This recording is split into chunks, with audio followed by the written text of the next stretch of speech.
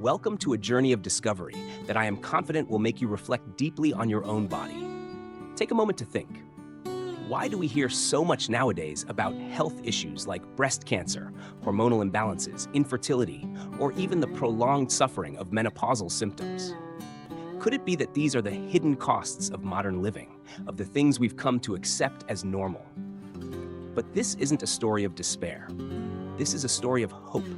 Hope that your health is not out of reach, and that your body possesses a powerful ability to heal itself, far beyond what you may have ever imagined. Where does the key lie? It lies within those tiny yet mighty hormones that orchestrate every process in your body. What you'll discover today has the potential to transform not only your health, but also the way you live, the way you love yourself, and the way you perceive the world around you. From the secrets of the natural rhythm of hormones to how factors like food, environment, and even everyday clothing silently disrupt your body, we'll uncover it all. Without resorting to expensive or invasive methods, you'll learn how to help your body regain balance and thrive naturally and sustainably. So, are you ready to unlock these secrets? Join me as we embark on this journey, where we won't just talk about health, but also rediscover balance and true happiness in our lives. Welcome back, ladies. We're going to be talking about a very important subject now, and it's often the missing link into why people are not getting well. I've heard of people say, I had breast cancer, tried the natural way and it just didn't work. I had ovarian cancer, tried the natural way and it didn't work. I'm always intrigued as to what this natural way is. Because yes, definitely we need water, we need exercise, we need early nights, we need nourishing food. That's all fairly common sense, isn't it? But what I'm about to tell you today is the missing link into why those two ladies didn't heal. In fact, why many didn't heal. And it also explains why Angelina Jolie did not have to remove her breasts, and many women follow suit. They actually just needed to balance their hormones. So I'm going to begin by going through some of the symptoms of a female having a hormonal imbalance, and then I'm going to give you the symptoms of a man having a hormonal imbalance. So with a woman, it would be early periods. Do you know normal is 16 to 18? And you hardly ever hear that today. We're getting young girls who are getting their periods at 9. That's a hormonal imbalance. Very heavy periods, very painful periods, sore breasts at period time, premenstrual tension. These are all symptoms of a hormonal imbalance. Also, polycystic ovarian syndrome, ovaries that have cysts growing on them, fibroids in the uterus, endometriosis, lumps in the breast, breast cancer, cervical cancer, also polyps in the vagina, in the uterus, also depression and heart disease. These are some of the symptoms of a hormonal imbalance. What about a man? For a man, some of the symptoms are low sperm count. A lot of couples can't have children today. Sometimes it's the man, sometimes it's the woman. Also penile dysfunction or erectile dysfunction, inability to hold an erection. In Australia, the current figures are 50% of men over the age of 40 are having trouble with this. That's crazy. Sorry, I got that mixed up.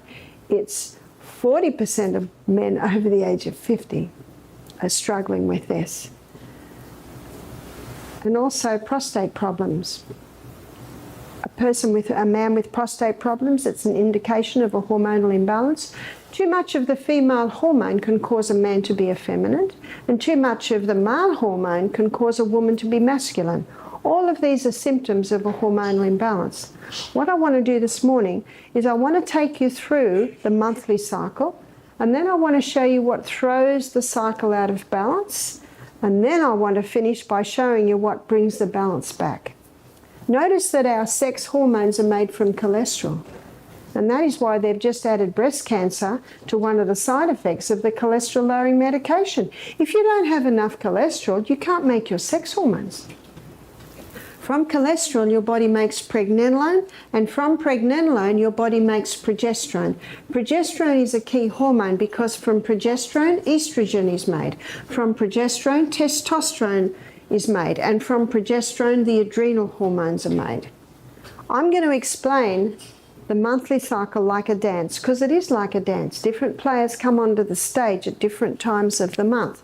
Progesterone is one of our star players, and progesterone is going to be wearing a green dress in this dance, and progesterone's nickname is happy hormone.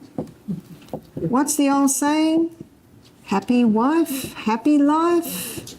You know, when you've got a happy lady who's running the home, the whole family is happy. We've got a lot of unhappy ladies because of a hormonal imbalance. Estrogen is the other player in the dance of the hormones, and estrogen's going to be wearing a red dress. And estrogen's role in the body is that of a cell proliferator.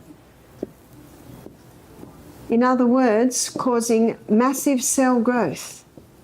So it is estrogen that causes the skinny young girl to develop into a beautiful, shapely woman. But if that beautiful, shapely woman gets out of shape, it's usually because of the estrogen has remained high, and we're going to look at why that is so. I liken estrogen to good slave, bad master. How we love our fires in the middle of winter. But you know, fire can get out of control and burn a whole town down. We can't function without water, and how we love diving into a stream in a hot weather. But floods can come and wipe out a town. So that's why I say I liken estrogen to fire and water. Good slave, necessary slave, but bad master. So estrogen isn't bad, it's only when it's out of control, as you can see, as you will see in this presentation. So let's look at the monthly cycle. It's a 28-day cycle, and day 1 is the day a woman begins to menstruate. Day 1 of the monthly cycle, her progesterone levels are low. Day 1 of the monthly cycle, estrogen levels are also low, but by day 7 they're starting to rise. Up until day 11 they're quite high. So looking at this as the dance, the star player around day 14, the middle of the month, is estrogen. So what effect does estrogen have on the body? We're going to go to the stage where the dance is played out, which is the reproductive organs of a woman's body. So this is the uterus, they're the fallopian tubes, they're the eggs connected by a ligament, that's the cervix, and this is the birth canal. At this time of the month, estrogen is causing massive cell growth in the lining of the uterus, causing the blood nest once again to develop. Estrogen is also causing eggs in the ovaries to be developed. Estrogen is also causing a form of lubricant to be released in the birth canal. Now by day 14, a fully developed egg bursts forth from the ovaries. Those little filaments on the end of the fallopian tube pull the egg up. So the egg comes up into the fallopian tubes, and the fallopian tube is ever moving basically like this, causing that egg to move up, up, up. Now the hole where the egg bursts forth develops a blister, and that blister is called the corpus luteum. I'm writing it in green because corpus luteum is the main site of progesterone production in a woman's body. Can you see the importance of a woman ovulating every month? Because when she ovulates, her corpus luteum is made. And when her corpus luteum is made, that maintains progesterone. And remember, progesterone is the precursor or the balancer of all those other hormones. So progesterone is such an important hormone. I'm just trying to give you a more symmetrical dress here. So around day 14, estrogen gets the message it can go backstage because we've already got our blood nest, we've got our lubricant and our egg. There's no need for more estrogen.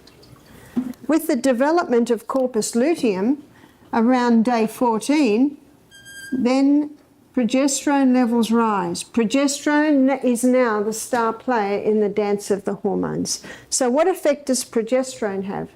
Progesterone has a ripening effect on the lining of the uterus, putting the finishing touches on the uterus.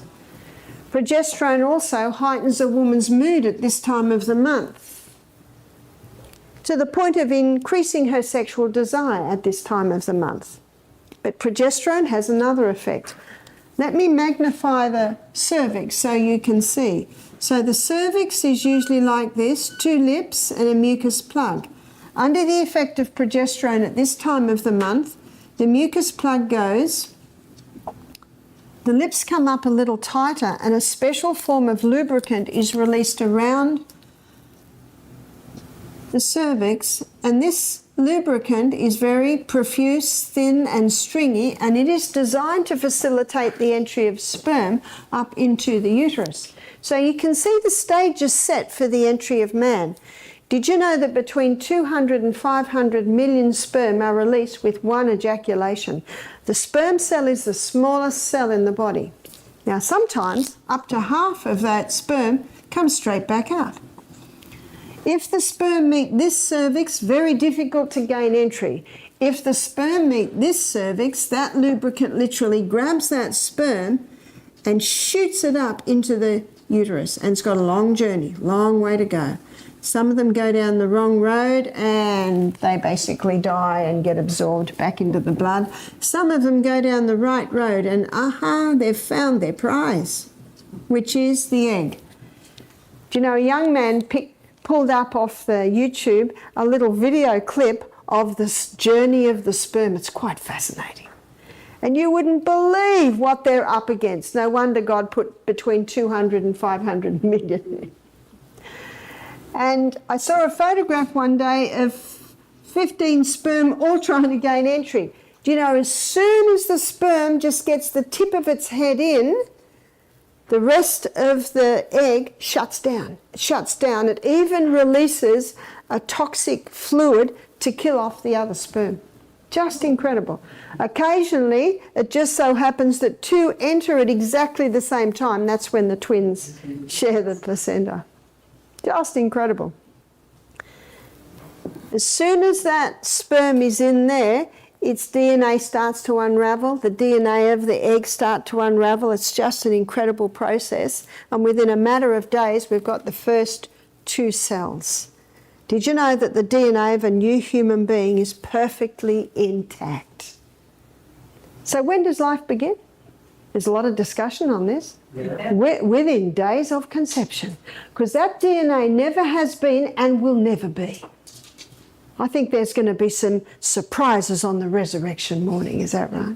Do you know, one lady began to cry. She had had a miscarriage at only 3 weeks. She cried when she realised that there will be a little soul. Incredible. So what happens with conception? With conception, progesterone levels soar 200%. Don't we say when a woman's pregnant, she's just blossoming? My daughter-in-law is just blossoming at the moment. Her baby's due, I think, in about 3 weeks. If a lady said, well, I didn't blossom, what would that indicate? That she's low in progesterone. And there is a reason for that. Now, there is one hormone, progesterone, but there are 3 hormones to make up estrogen. There's estrone, and that's called E1.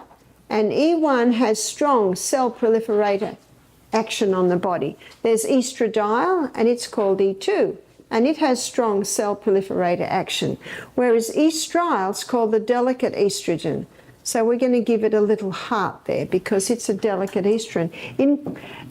In pregnancy, it is estriol levels that rise with the progesterone. But if there was no conception, by day 26, progesterone's given the message to go backstage, to drop down, and by day 26, estrogen is also given the message to drop.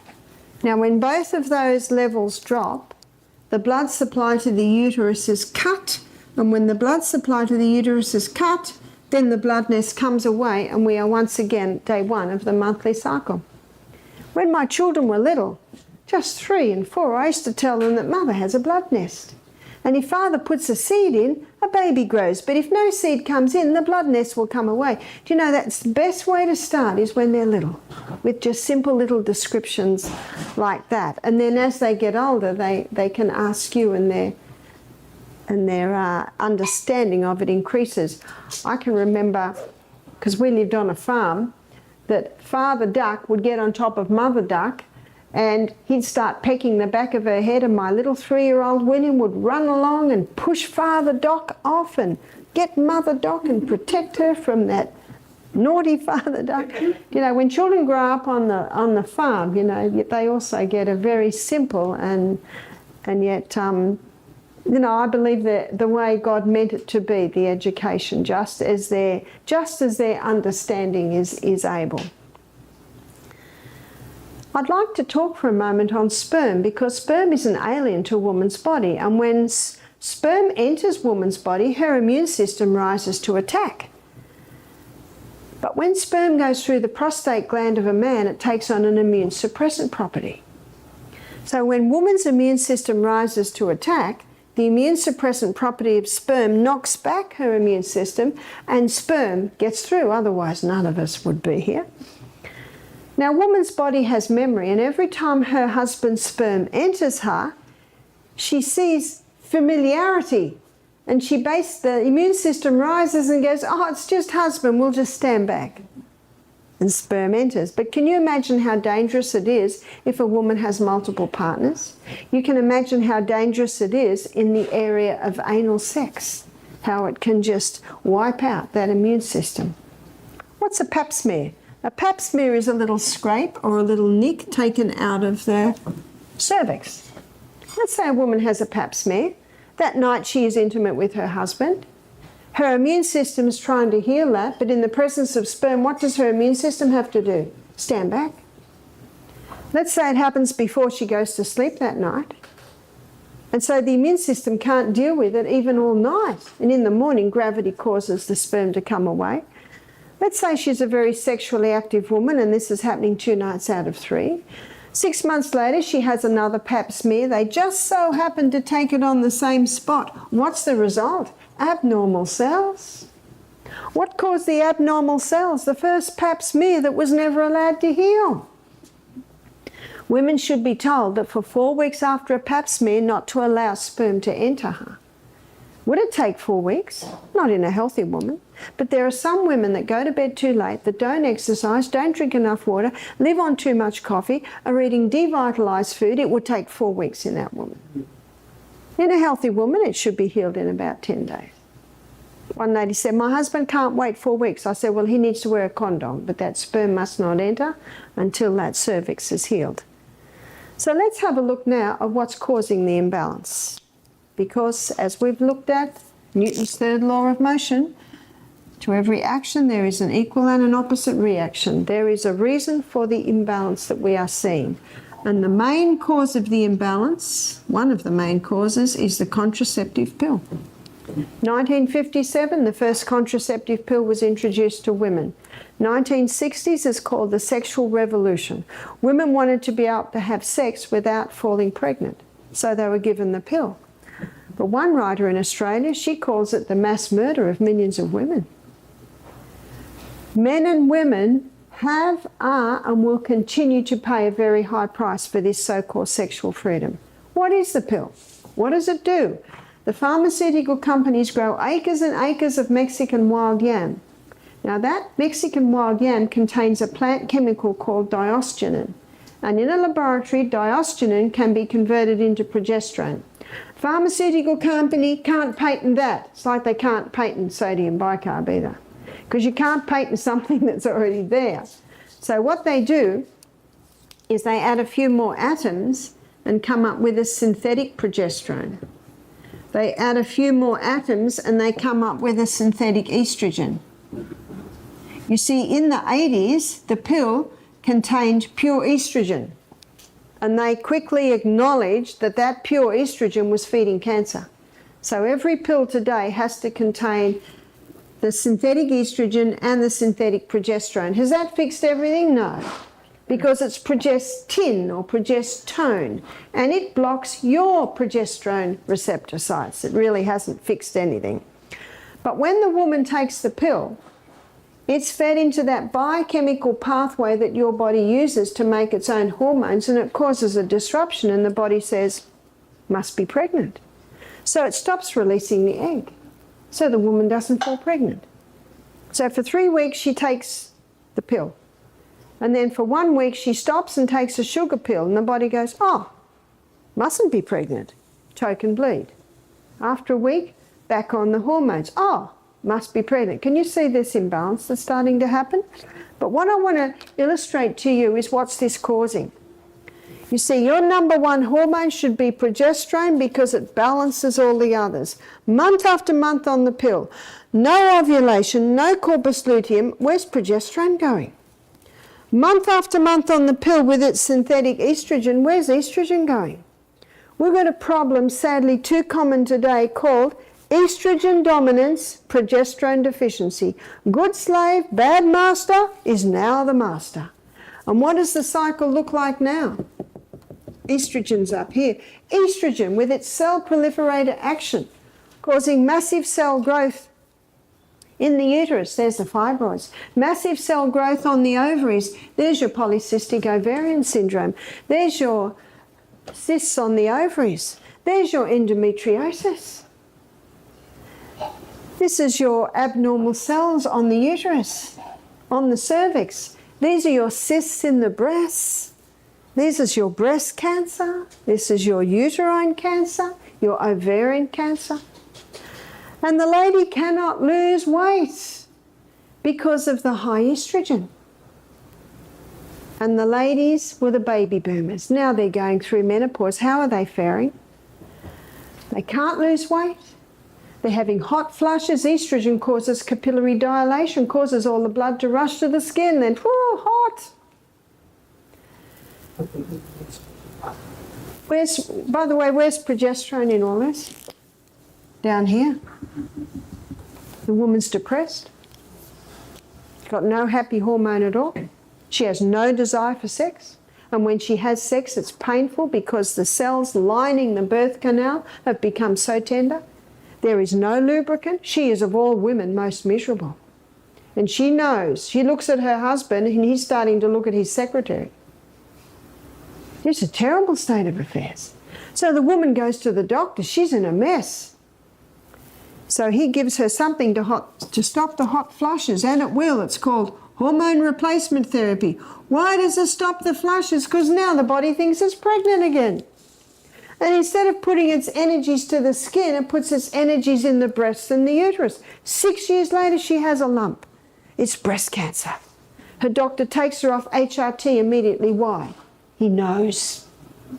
So if you say to the physician, why do you do it if you know? He says, well, she was suffering and it brought her relief. That is true. But you ask the woman, what would you prefer, breast cancer or hot flushes? What's the answer? Bring on the flushes. I'll build a pool. I'll get a fan. And the other thing he says is, not every woman gets breast cancer, and that's true. But I don't know, I'm not interested in playing Russian roulette with my health. Russian roulette with my health. No, it is certainly not the answer. Now let's have a look at the daughters of the baby boomers. They're the women that are getting breast cancer. They're the women that are cutting off their breasts. They're the women who are getting polycystic ovarian syndrome. They're the women that are getting the fibroids, the cysts under the endometriosis. One 25-year-old girl said, doctor says I've got endometriosis. He says I'll be all right when I go through menopause. What's that? Another 25 years of suffering? What's he just acknowledged? When a woman goes through menopause, her hormones drop. He's just acknowledged it's that high estrogen that's feeding it, because when you go through menopause, it drops. Now, if a woman's balance is right and she goes through menopause, they drop. If a woman's imbalance is like this and she goes through menopause, what's happening? Can you see the imbalance is still there? Some women say, no, Barbara, that was 30 years ago I was on the pill. I say, that's right. And the balance is still out. Some women won't have weight gain. Some women will get breast cancer. Some women won't get breast cancer or flushes, but they'll have migraines. So there's all different scenarios. One lady who'd been on the pill for 7 years, but she lived quite healthy, she went through menopause and got all the symptoms, and she thought she'd be right because it was 30 years ago. And she'd had no symptoms up till there. And I've met some people who've never been on the pill, their mothers have never been on the pill, and yet they've got the imbalance. What's happening to the men, the sons of the women who are on the pill? They're the ones with penile dysfunction. They're the ones with low sperm count. They're the ones that experience this effeminate behaviour. I have to be careful what I say in Australia on that one. It's a touchy subject. You know, it's not the only cause, but it certainly are contributing factors. There's more. What happens when a chicken is fully developed in 5 weeks? That's a bit scary, isn't it? Growth stimulants. It's against the law to give chickens growth stimulants now, so they've genetically modified them to produce more estrogen. That's why if you want to have your own hens, you call them hens or chickens, you have to go out to an old guy living up in the hills who's got the same chickens that his father and his father before him had. Is that right? You need to get ones that haven't been touched. What about fish? Well, when you got 80% of women on the pill or HRT, the sewage goes out to the sea, the fish are feeding on that. And there's something else that's affecting the fish, and that is the plastics. In fact, it's huge. It's causing terrible problems in sea life now, the plastics. What about cattle? Well, you know what God meant cattle to eat, don't you? Grass. Grass. But there are a lot of grain-fed cattle now, and a lot of that grain can be mould, have been touched with mould because it's not fit for human consumption, so they'll give it to the animals. You've also got growth stimulants being given to cattle, even though it's against the law. That the pharmaceutical companies have arranged it such that you can do a blood test 5 days before market and not picked up the growth stimulant. That's scary, isn't it? So if it's in the meat, it's in the product. We're going to show you how to make lentils taste fantastic, so you don't have to go to this one. You see, in fruits, vegetables, nuts, grains and legumes are all the nutrients that this human body requires. Plastics. I think it's impossible to get away from plastic. It's handy stuff. But we need to be very mindful of not storing things in plastic. So your drinking bottle, it should be stainless steel or glass, or I have one that I travel, and it's a hard plastic. And that hard plastic doesn't have the chemicals in it. You see, estrogen in its molecular structure has a phenyl ring. And that phenyl ring unlocks the door to let the estrogen into the cell. So there are some chemicals today they're putting in plastics that have the phenyl ring. There's nonylphenol, and nonylphenol is what makes the plastic soft, so you can squeeze it. And another one is bisphenol A, or it's often called BPA. You can get plastic that's BPA free. And they're usually the hard plastic. You can get some healthy baby bottles that are the hard plastic. But notice what they all have. They all have the phenyl ring.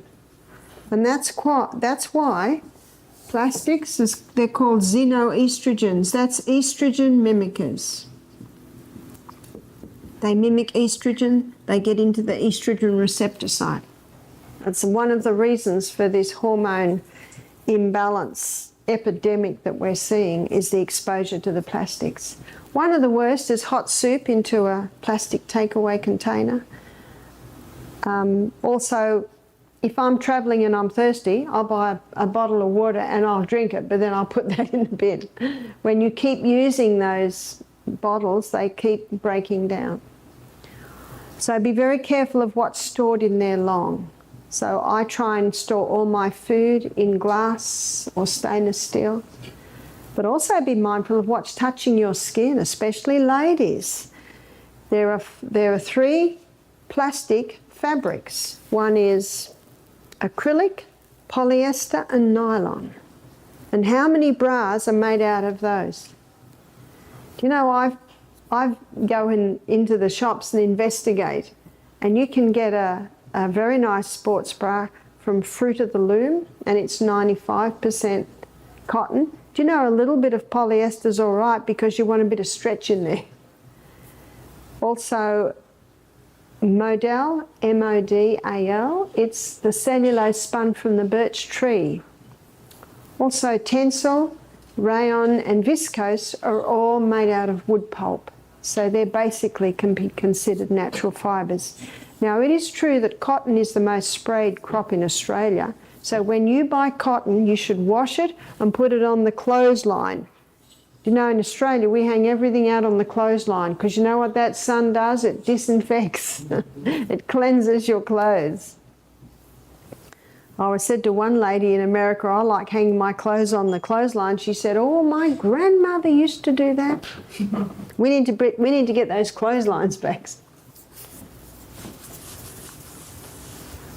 What also is estrogen mimickers is these xenoestrogens in herbicides, insecticides, pesticides, chemicals. A lot of chemicals break down to substances that mimic estrogen.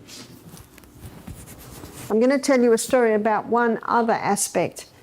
This happened in about 1985 in Puerto Rico. There was an epidemic of children going through puberty at 5 years of age. And they traced it to an anabolic agent that they were giving to cattle to make them grow quickly. And it was a breakdown from a mould waste. And this mould waste is called zearalenone. And the product was called Zearalol.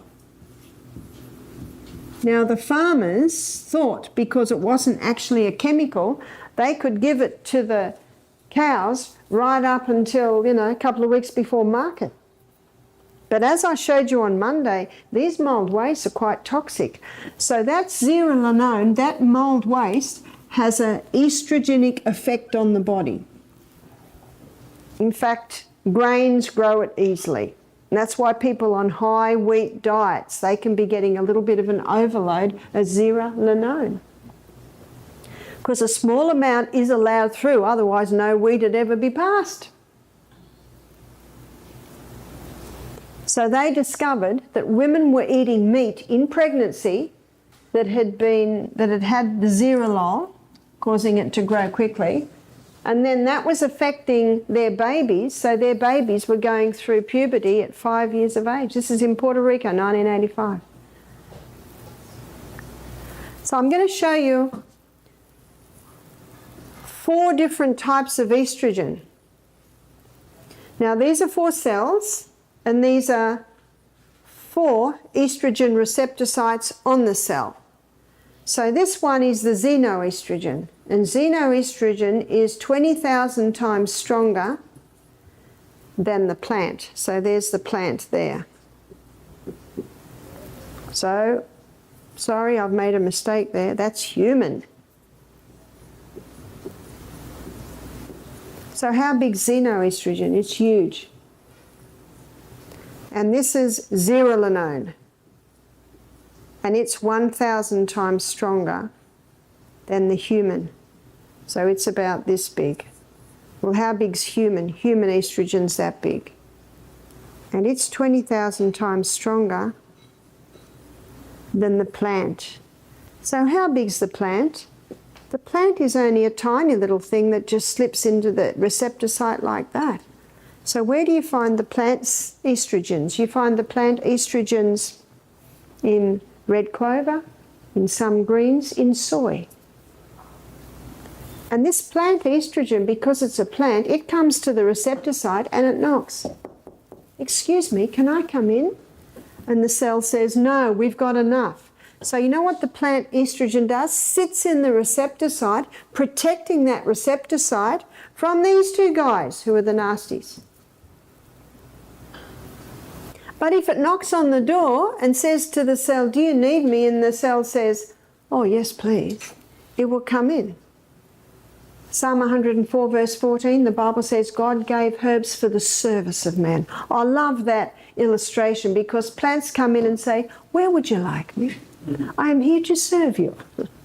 Whereas these chemicals, they said, get out of my way, I'm coming in whether you need it or not. And those xenoestrogens have this strong cell proliferator action. Can you see that? Now here's the soybean grown in America today. It's called Roundup Ready. Why is it called Roundup Ready? It's been genetically modified to resist Roundup. Problem number one. And a farmer told me this. He said 5 times before harvest, the field is sprayed. He said all the weeds die and the soybean keeps growing. That's a bit scary, isn't it? So that soybean, not only has it been genetically modified, but it has 5 doses of chemicals in it. That soybean will increase breast cancer. That soybean will increase prostate cancer, not because of the natural estrogens, but because of the xeno. Can you see that? There's a lot of controversy on soy, isn't there? One lady I know, she did a thesis on soy, and when people ask her about soy, she's got a one-line answer. She said, it's real easy. God made it good, man mucked it up, end of story. So if you eat soy, I don't eat a lot, but I might have it once or sometimes twice a week.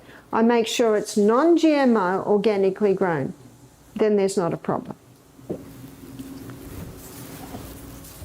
What most people don't understand is what I have just explained to you, is the difference in the different estrogens. So how do we turn this around? Number one, eliminate, turn the tap off. If you don't turn the tap off, you're still going to be mopping up in the other corner. Stop the pill. Well, how are we going to stop having babies popping up everywhere? Well, sex is 2 parts, so contraception should be 2 parts. The woman's role is to know when she's ovulating, and the man's role is to wear some sort of protection when she's ovulating. So let me show you the 3 signs that a woman's body will give her. One sign is her temperature will change. So she takes her temperature before she gets out of bed every day, and she will find it'll do that over the month and go up onto a higher plane. So that drop and up onto a higher plane will happen around day 14.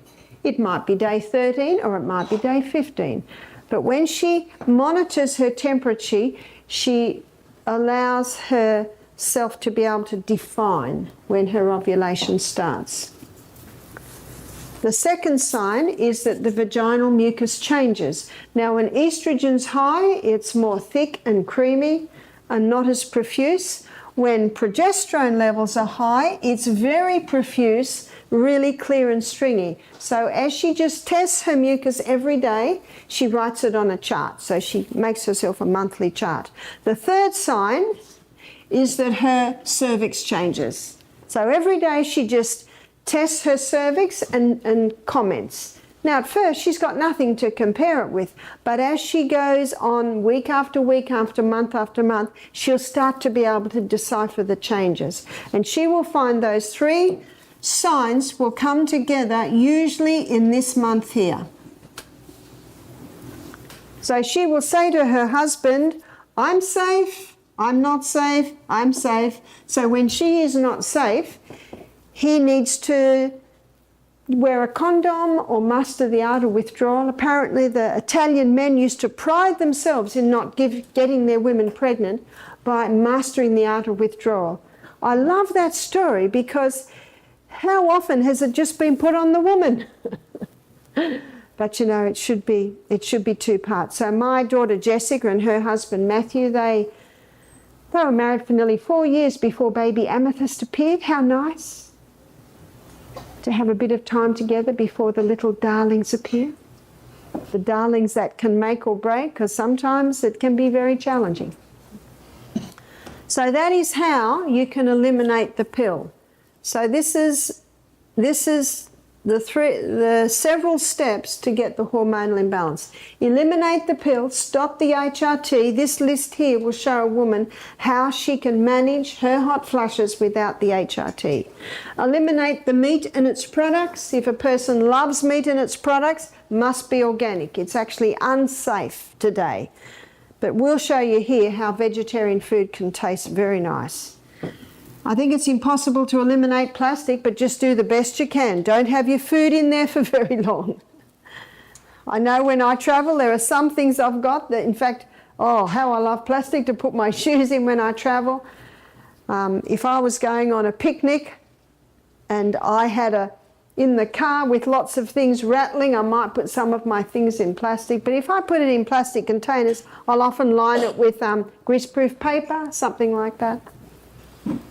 What about children at school? You can't send them to school with glass containers, but you can get BPA-free plastics today. So you just do the best you can. Have a good look at the clothes you're wearing.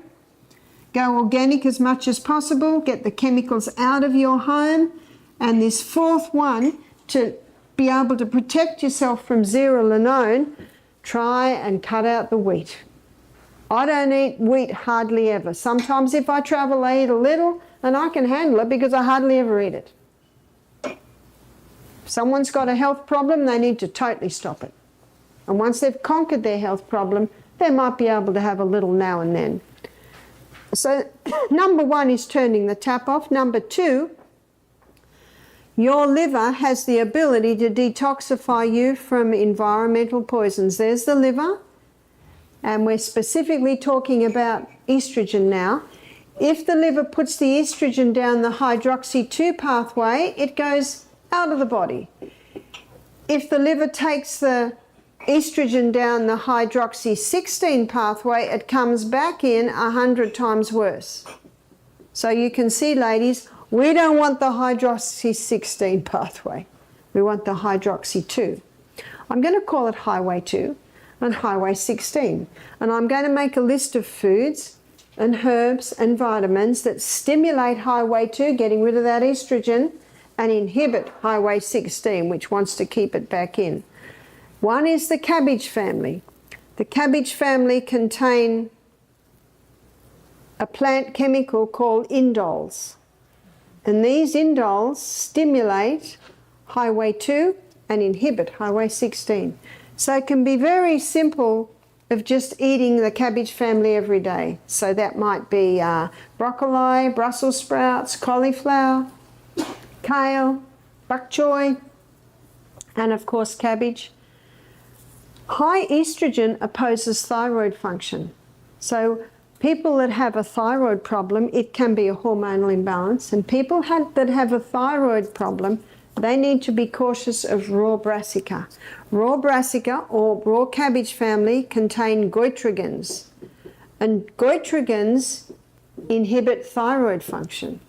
So if someone's got underactive thyroid gland, they need to cook all their cabbage family, because cooking disarms the goitrogens. If someone has a hyperthyroidism, hyperactive thyroid, go for the raw cabbages because you want to slow that thyroid down. Can you see that difference? Just a comment as we talk on the cabbage family. So now we're looking at what else can stimulate highway 2 and inhibit highway 16 is flaxseed. So that's a really easy one to grind up for your breakfast every day. And licorice. If you've got high blood pressure, forget the licorice. Also, vitamin B, particularly vitamin B6, 9 and 12. Now the highest source of your B vitamins is raw nuts and seeds, but if someone has a hormonal imbalance, they may initially need to supplement. So this one's turning the tap off. This one's getting rid of the excess estrogen, and there is a cream called the Anna's Wild Yam Cream that is our third point. The Anna's Wild Yam Cream contains the plant chemical diosgenin. And when this cream is applied to the skin, the fat cells take it up and it stimulates the pathway that your body uses to make its own progesterone. In America, you can buy progesterone cream, but you keep putting that in, the body gets lazy. And every year when I come to America, I meet women who've been on the progesterone cream and it's just not doing it anymore.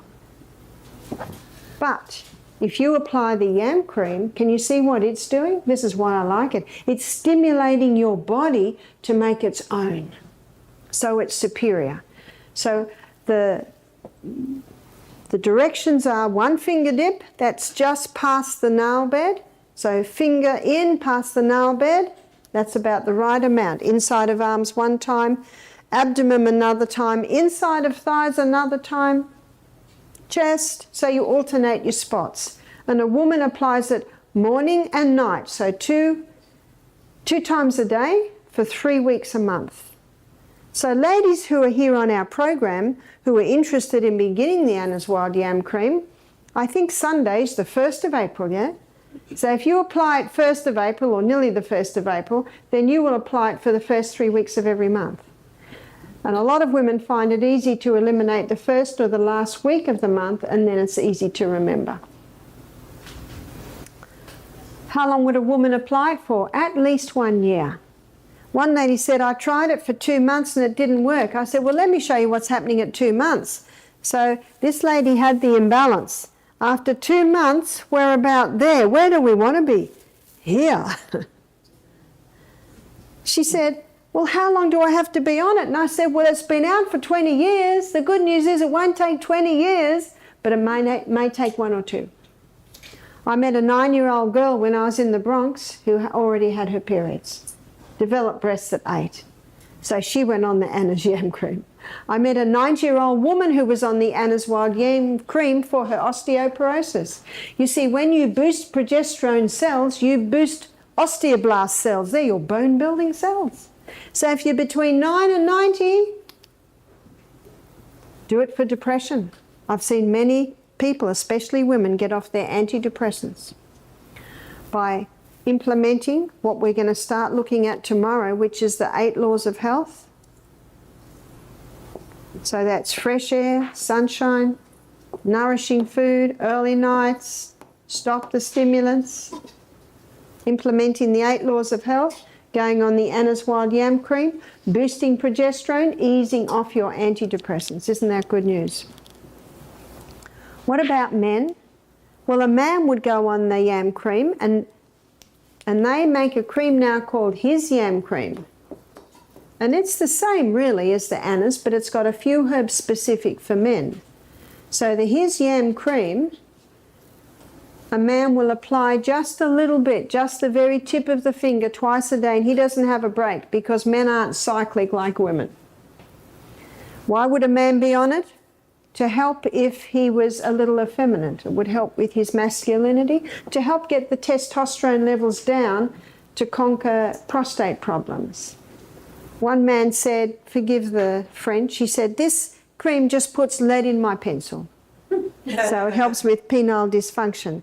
So let's go back to the menopausal women. They're overweight, yes, this will help. They've got no desire for sex, yes, this will help. Sex is painful, there's no lubricant, the cells are they're very, very tender. Well, there's something that a woman can do that will get help with that within a couple of weeks, and that is yoni stones.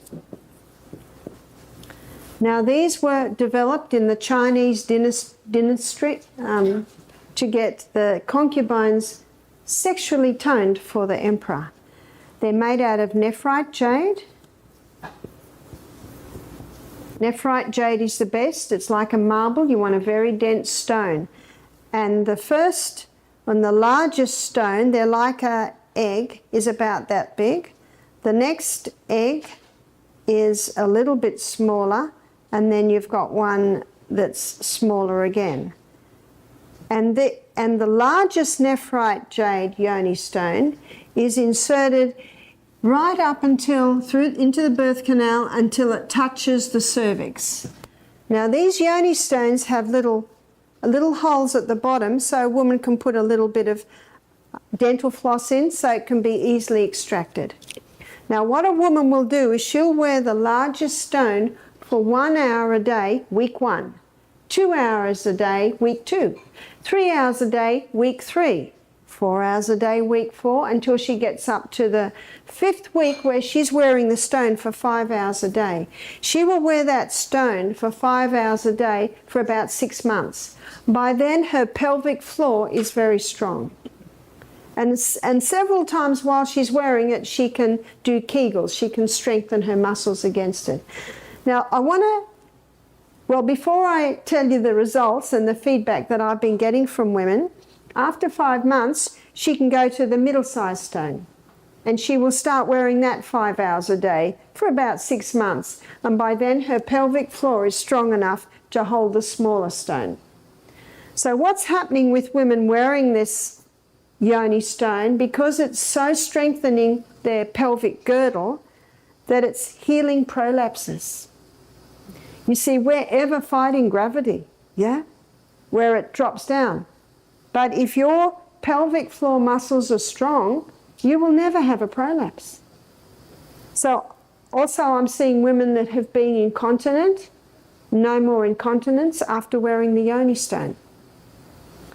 Now, several women have said to me, sex is no longer painful. It appears that when you strengthen that pelvic girdle, it pulls the blood to the area, which feeds all the cells and strengthens the cell lining the birth canal. So sex is no more painful. I've had several women say to me, Barbara, my lubricant has returned.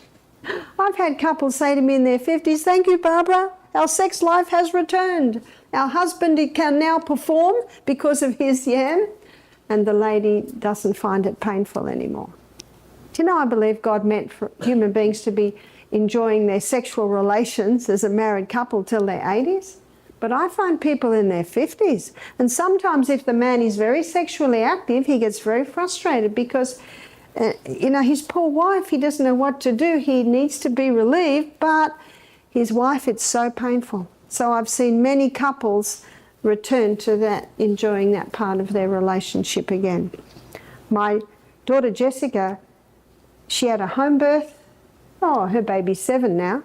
7 years ago, and the midwife who attended her was in her 50s, and she told her a story. She said, I had a prolapse of my vagina and partly uterus. She said, I went to the doctor, he said, you will need an operation and I will have to use the mesh. You've heard of the mesh? In Australia there are 800 court cases at the moment because of what that mesh has done. Where does the problem lie? Is it the mesh? The poor doctors, they have to use the mesh because there is no tone in the muscles. Can you see that? If there was tone in the muscles, they wouldn't need the mesh. But actually, if there was tone in the muscles, there wouldn't have been a prolapse. Can you see all that? She didn't want that. So she went and Googled yoni stones, came up with nephrite J. She ordered her 3 stones. They come in little velvet bags. She began to wear her larger stone. After 3 months, she went back to the doctor. He said, what have you done? There is no need for you to have an operation. You don't have a prolapse anymore. One young woman I know had twin girls. Both were 6 pounds. Can you imagine the weight? And ever after, whenever she cried or coughed or laughed, she'd lose a little urine. She just thought, well, this is what I have to wear because I carried such heavy babies. But muscle knows no age. You can strengthen those muscles. She began to wear the yoni stone. She said within 2 months, she could laugh, cough, cry. No more incontinence. So can you see why they're becoming popular? And really, it's just a way to strengthen the pelvic girdle, to strengthen that pelvic floor. We'll answer questions in a minute. So there ends my lecture on which has freed and revolutionised many women and men.